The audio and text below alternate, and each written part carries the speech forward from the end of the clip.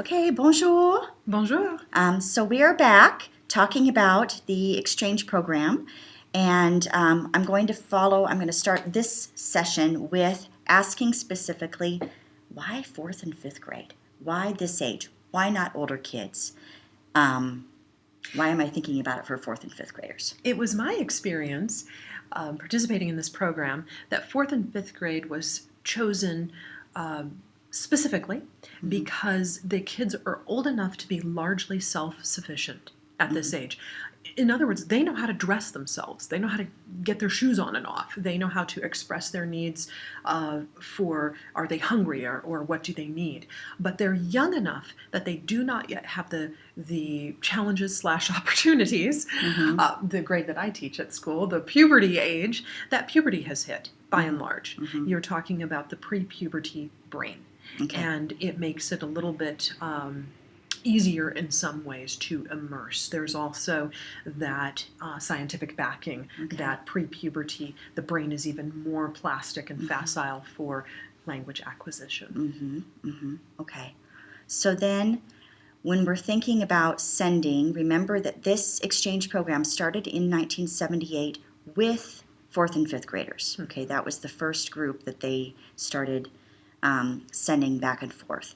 And in your experience in the 80s, what was the approach? How did French families approach this program, sending their fourth and fifth graders for 2 weeks to United States versus the American families in comparison? The French families had a much easier time putting their kids on the plane and saying, see you in 2 weeks. Wow. The American families had a lot more trepidation. Yeah. I think some of this had to do with the fact, perhaps in today's society, travel is more accessible and we do a lot more of it. At the time, very few classmates had honestly been farther than 50 miles from their home, whereas Europeans, due to maybe an infrastructure that just made it easier to travel, they were used to that. They also had a summer camp tradition where the children were sent away for summer camp much more strongly than American kids. Okay. And so it was a little harder for the American families, and they had to be very brave to buy into this. No regrets, though. I can't say that anyone ever came back and said, I wish we had not done this. Okay. And how many years did your mom do this program for fourth and fifth grade, and how many years were you involved with it, helping her? That's a great question. I'm unsure, and I can't ask now how many years she did it. I know that my involvement was about 3 years. Okay. And so I do have some very clear recollections, and now viewing it through the eyes of both a French teacher and a mom myself of a 6th grader and a 10th grader, I can look back and see it through that lens. Okay. So next question, I think, should be then the importance of the immersive experience. Because we're sending our kids for 2 weeks to live with a host family, to immerse in the French culture for 2 weeks.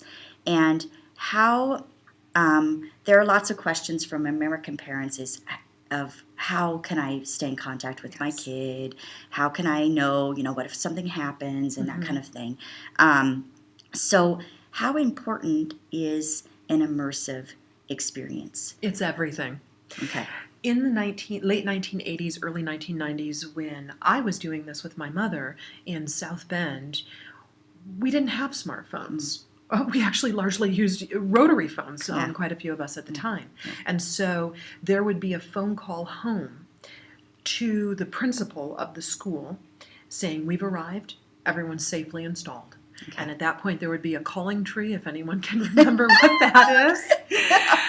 And that was it, unless there was an emergency, a crisis. There was no phone calling back and forth. It was utter and complete immersion. And so the challenge today is to disengage from technology that keeps us connected and to actually immerse as we did pre-smartphone in that style. Immersion at 2 weeks is life-changing. It is not the same, of course, as spending an entire school year Right. and gaining fluency. My own daughters have enrolled for 3 weeks at a just a regular French school in France, and that's it. And because of that small exposure, which was immersive during the school day. Now, I was there, and at the end of the school day, I think they actually would have come back even more fluent had I not been there. Yeah. They are so much stronger in French to this day. And not only that, but they love to learn and speak French because they have a connection that, oh my gosh, there is a whole world out there, including kids just like me that I want to be friends with, and you want to speak the language. Okay. So you had mentioned something about, okay, so let's take it a little step farther with the immersion. So if students are allowed, we let them go, right? And they're allowed to really fully embrace Yes. this immersive experience. Including the challenges. Right, Part of including the the benefits challenges. is to feel frustrated, to Mm. feel that challenge, to understand that that is going to be a part of it, and it actually is a welcome part of it. Okay. We only grow when we do have a challenge. Yep. So if they are allowed to fully embrace this challenge of immersion, what advantages can our fourth and fifth graders expect to gain during that 2 weeks?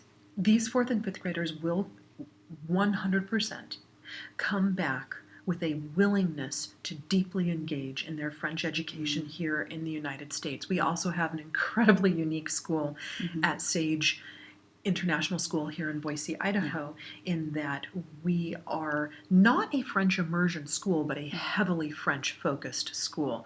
International Baccalaureate inception was in French-speaking Geneva, Switzerland, and so it's part of our culture.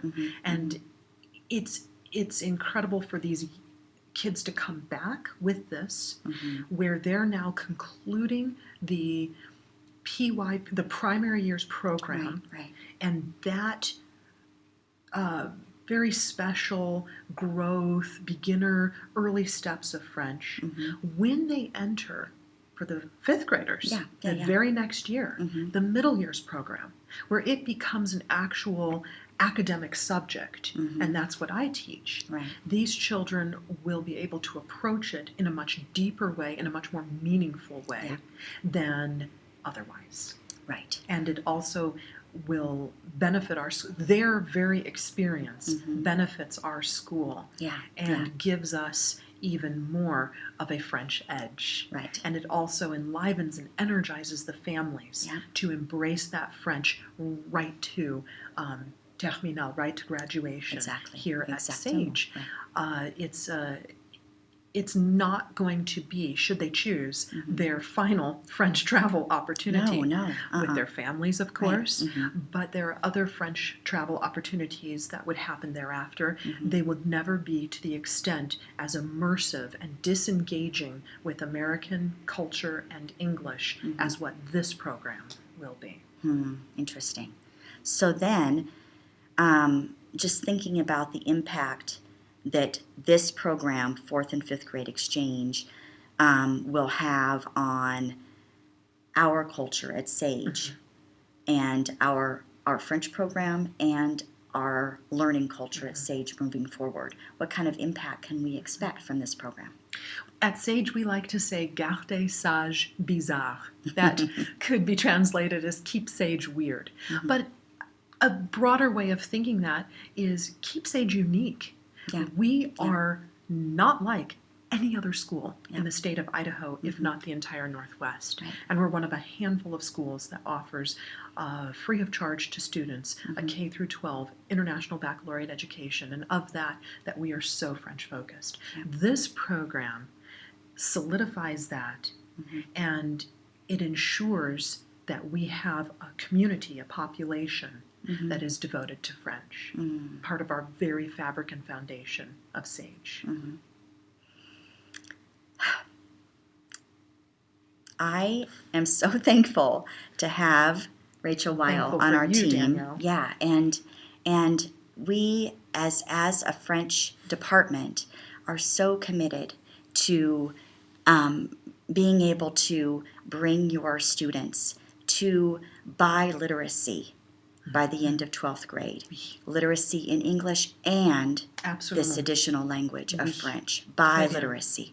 And this K-5 French program can be a foundational support to building that and be something that leads to more and more international experience throughout their program. It's K-12 French with language immersion, and it's something that makes us unique and that I'm really, really thrilled has come to our doorstep that we can provide to students.